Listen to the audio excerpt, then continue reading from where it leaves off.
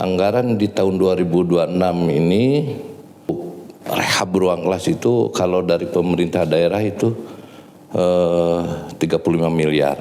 Arahan, garis, dan kemudian kembali ke guru. Jadi kuncinya motivasi dari guru. APBD, kemudian dari dana bos, ya, dan dari transfer pusat lagi. Transfer pusat. Oke, baik, bertemu lagi dengan saya Yusuf Suparman dalam Bincang-Bincang Pasundan. Seperti ketahui bahwa persoalan pendidikan adalah urusan layanan dasar yang harus diurus oleh negara. Ini merupakan persoalan serius yang betul-betul memang menjadi perhatian pemerintah. Nah, banyak persoalan-persoalan pendidikan yang memang terus akan menjadi PR jika tidak diatasi dengan serius. Nah, untuk itu kita ingin berdiskusi dengan pemerintah daerah, dalam hal ini Dinas Pendidikan dan Kebudayaan Kabupaten Subang, bagaimana melihat persoalan-persoalan pendidikan yang ada di Kabupaten Subang. Saat ini saya senang sudah didatangi dalam podcast Bincang-Bincang Pasundan Bapak Heri Sopandi selaku Kepala Dinas Pendidikan dan Kebudayaan Kabupaten Subang. Terima kasih Pak. Bagaimana kabarnya? Alhamdulillah sehat. Alhamdulillah sehat. Terima kasih Pak sudah datang ke podcast kita. Nah Pak, seperti tadi sudah disinggung di awal bahwa pendidikan ini salah satu ya Pak, layanan dasar. Ya, khususnya yang harus diurus lah oleh negara, yang harus diberikan kepada masyarakatnya. Nah, untuk membuka diskusi saat ini Pak, menurut Bapak Pak, persoalan pokok pendidikan yang ada di Kabupaten Subang ini apa Pak? Kita ketahui hari ini kan Bapak baru beberapa bulan ya Pak? Ya, 2 bulan lah. 2 bulan lah ya, tapi orang lama sih di dinas pendidikan gitu. Apa Pak? 3 lah Pak persoalan yang sangat serius di bidang pendidikan Pak. Baik, terima kasih Pak Yusuf atas undangannya untuk hadir di podcast terkait dengan pendidikan di Kabupaten Subang. Kalau ditanya apa yang menjadi permasalahan sekarang di pendidikan di Kabupaten Subang, ya menurut analisa saya ini yang paling terutama itu permasalahan di lingkungan pembelajaran, di mana lingkungan pembelajaran ini sangat menunjang baik buruknya proses pembelajaran berlangsung di dalam di satuan pendidikan. Kalau kita lihat sekarang ini lingkungan pembelajaran diantaranya nih kondisi keadaan ruangan belajar. Kondisi ruangan belajar ini di SMP dan SD itu ada sekitar 2.300 kurang lebih ya, 2.300 ruang belajar yang kondisinya rusak. SD dan SMP itu banyak sekali. Dari berapa ruang? Oh, total keseluruhan kalau SMP kan ada yang 11 satu. Totalnya itu saya kurang pas ya. Tapi yang saya lihat di kondisi yang rusaknya ya.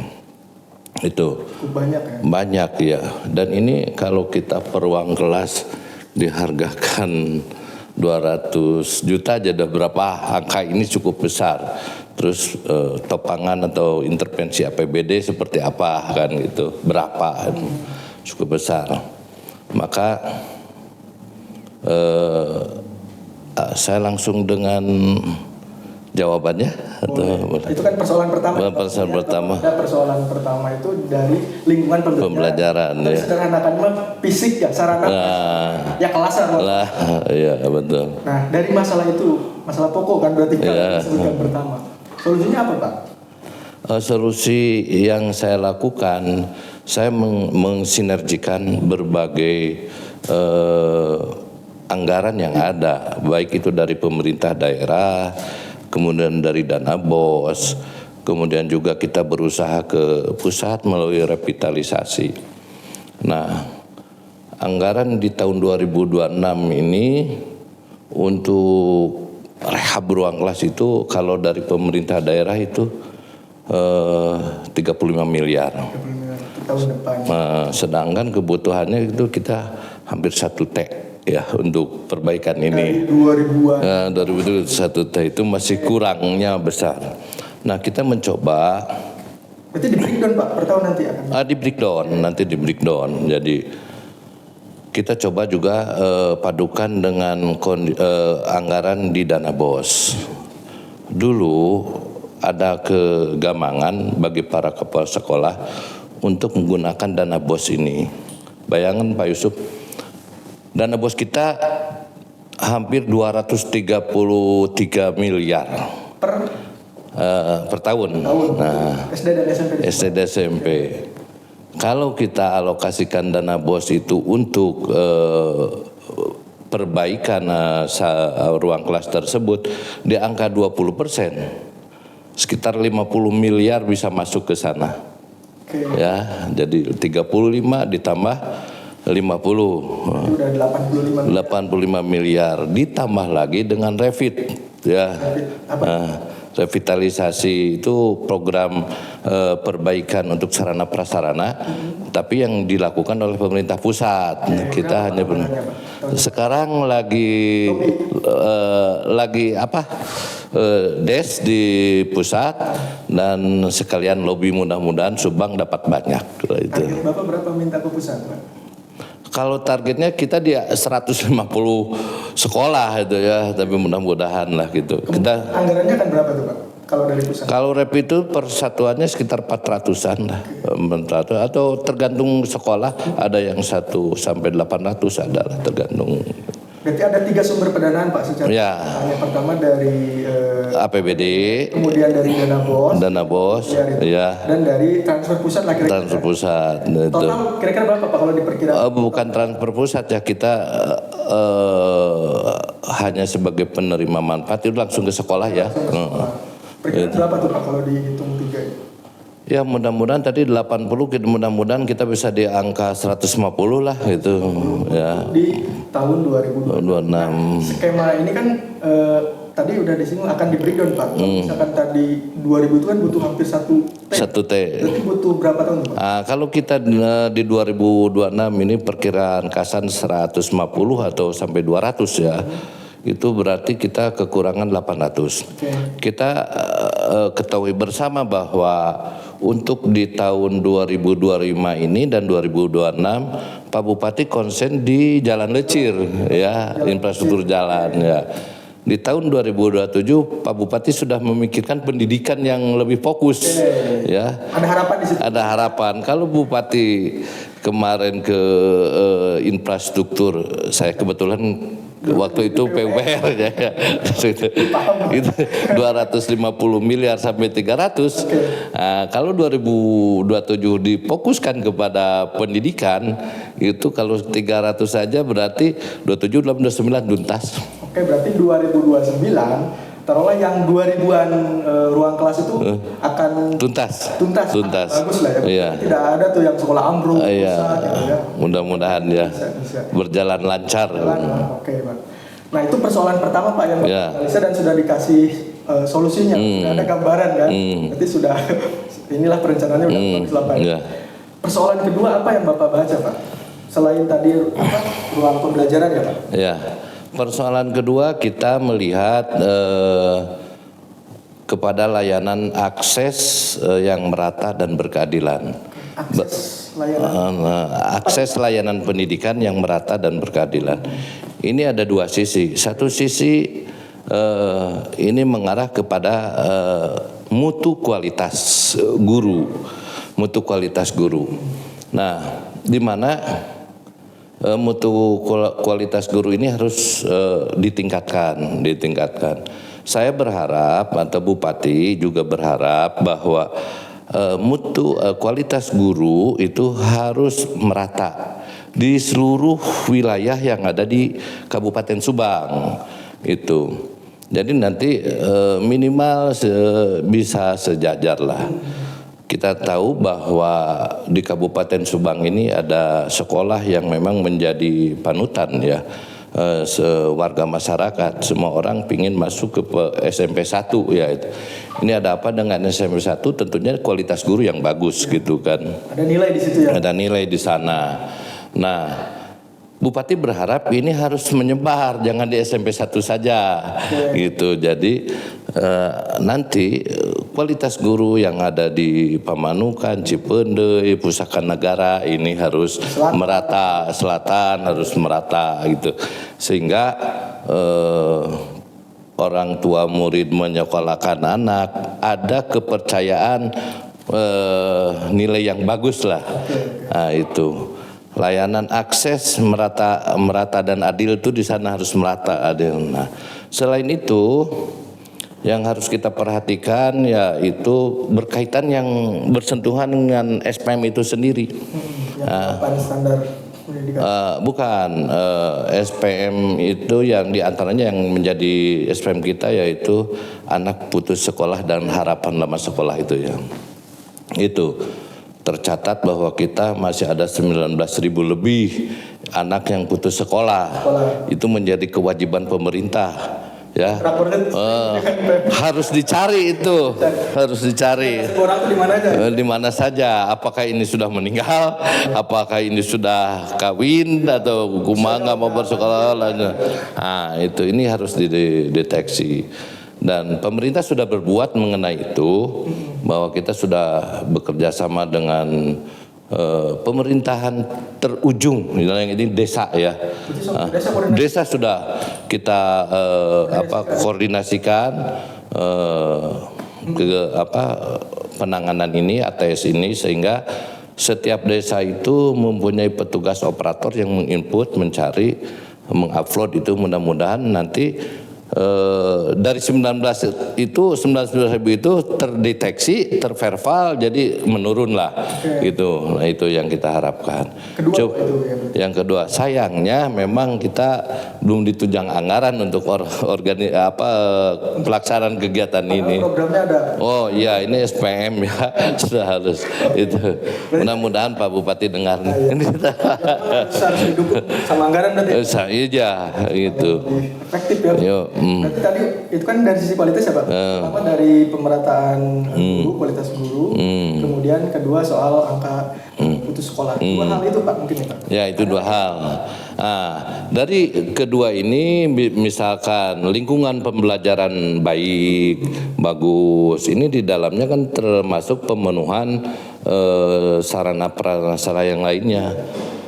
Digitalisasi dan sebagainya ini harus terpenuhi.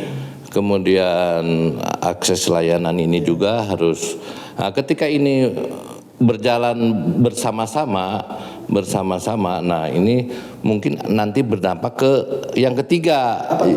Yang ketiga itu capaian profil lulusan. Apa sih Pak capaian profil lulusan? Nah, setiap anak itu di dalam kelulusannya ya ada 8 mata atau 8 inti yang harus dilalui oleh si anak itu dalam setiap mata pelajaran. Itu ada di dalam pelajaran mendalam, di planning itu saya satu persatunya juga karena terlalu teknis ya. Nah, nanti itu bisa ditanyalah ke apa sih yang 8 standar nilai ini apa gitu. Jadi itu output akhirnya itu ya? Ya, output akhirnya itu. Ketika 8 standar ini terpenuhi, berarti tuntaslah kita dalam mendidik anak itu. Itu 3 hal itu bisa selesai dalam berapa tahun Pak? Roadmap ini, saya katakan roadmap ini dengan tadi dinamakan 3 pilar itu ya. Jadi Bapak udah buat retor-retor 3 pilar apa Pak? 3 pilar pendidikan. Itu di Kabupaten Subang tentunya itu. Berarti 2025 sampai ke 2006 sampai ke 2030 itu ya. Ya. Minimal 3. Jadi kalau ditanya apa yang bakal dilakukan 3 hal itu? 3 hal ini yang harus kita capai. Ketiga hal ini mencakup keseluruhan semua.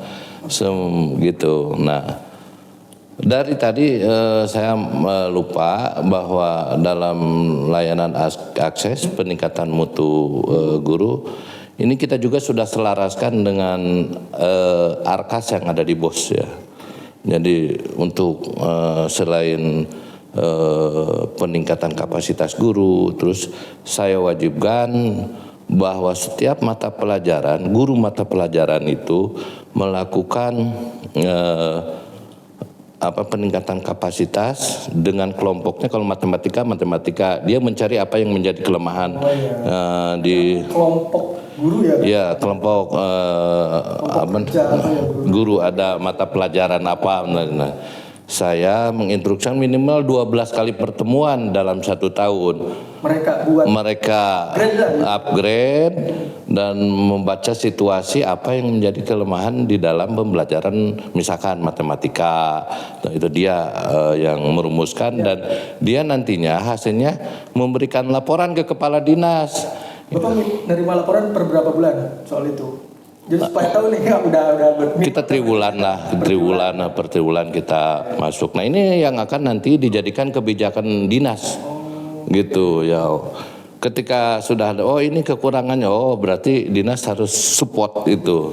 Berarti itu salah satu cara untuk menunjang tadi pemerataan dan kualitas guru, ya itu. Tapi kan kalau nggak salah guru cukup banyak, Pak. Ya. Tapi bisa dengan segitu banyaknya bisa keurus, Pak, semua, Pak, kira-kira? Ada bisa keurus. Ada guru bahkan bisa lebih dari atas 5.000-an kan? Ada ya, hampir. Kalau dengan itu sekitar 7.000 ya. 7.000 ya. Itu. Jadi salah satu caranya adalah memanfaatkan anggaran bos lah yang ada itu. Sering aktif guru itu diskusi belajar mungkin. Ya, itu pertemuan dia mengkaji apa yang harus dilakukan, apa yang menjadi kekurangan. Kalau bahasa Indonesia apa yang menjadi kekurangannya, tentunya disesuaikan dengan kurikulum yang ada ya itu. Oke. Nah, itu kan ada 3 hal yang telah mungkin Bapak rumuskan, kan itu mungkin berdasarkan visi Indonesia Emas untuk menunjang akan visi Bupati. Nah, ada nggak Pak misalkan di pesan khusus atau program khusus yang dari Pak Bupati, Pak Renaldi misalkan yang harus diselesaikan, Pak, oleh di bidang pendidikan, Pak? Ya, itu tentunya roadmap ini atau 3 pilar ini merupakan programnya Pak Bupati yang harus kita selesaikan. Kan ketika saya ditempatkan, tolong kamu pelajari apa yang menjadi kelemahan atau kekurangan di saya laporkan, Pak, ini harus ini. Nah, oke, Bupati setuju, kamu laksanakan ini instruksi dari Pak Bupati, tidak terlepas dari arahan Pak Bupati, kemudian selaras dengan misi presiden, misi gubernur, misi bupati. Nah, ini merupakan pengejawantahan atau penjabaran dari visi bupati. Seberapa yakin, Pak, bisa tercapai itu, Pak? Dan kira-kira apa kuncinya supaya yang 3 hal itu bisa tercapai? Motivasi. Iya. Kuncinya hanya motivasi dari karena kalau motivasi ini datangnya kan bukan dari luar. Iya. Kita hanya memberikan arahan, garis, dan kemudian kembali ke guru. Motivasinya kan dari ini. Ini benar, ini harus selesai kan itu. Jadi kuncinya motivasi dari guru. Nah, kan pasti, Pak, untuk motivasi juga harus ada pompa lah dari keluarga. Apa mungkin pesan-pesan Bapak yang suka disampaikan ketika bertemu guru, Pak, di lapangan? Tercapai lah yang tadi Bapak sampaikan itu. Tentunya kan begini, ketika untuk pemerataan kualitas guru ini tidak terlepas dari suatu penghargaan ya. Reward dan apa. Kita kemarin udah coba ada anugerah itu. Nanti ini hal-hal yang positif ini kita lakukan. Itu. Jadi ada apresiasi ya? Ada, tentunya tiap tahun kita apresiasi ya. Pak, tadi belum disinggung, Pak, soal siswa, Pak, barangkali apa, Pak, mungkin untuk meningkatkan tadi ya, Pak, prestasi lah, Pak, prestasi siswa, Pak. Baik, jadi kalau kita meningkatkan prestasi siswa, ini kan ukurannya udah jelas, Pak. Kalau pendidikan itu tadi ukurannya itu di akhir itu adalah capaian profil lulusan. 8 standar itu. Kalau 8 standar itu terpenuhi berarti sudah berprestasi secara umum ya, secara umum itu yang standarnya.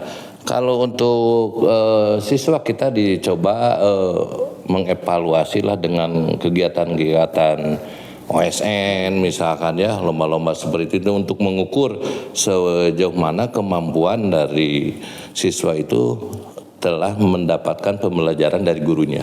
Itu. Siap. Makasih banyak Pak Kadis. Siap. Intinya ada 3 hal ya. Ya. 3 pilar lah yang disebut. 3 pilar ya. Yang itu akan menjadi fokus Acuan. pekerjaan dan pendidikan di distrik ya Pak, pendidikan dan kebudayaan di Subang. Jadi itu bisa diawasi bersama. Iya. Itu menjadi mungkin persepsi bersama keluarga insan pendidikan ya. Iya. Jadi biar saling mengingatkan. Ternyata 3 pilar ini agak sedikit kendor nih. Kita saling mengingatkan. Oke, terima kasih Pak Kadis atas waktunya. Semoga apa yang sudah direnungkan, direncanakan, dilaksanakan bisa berjalan lancar. Amin. Kita akhiri. Assalamualaikum warahmatullahi wabarakatuh. Waalaikumsalam.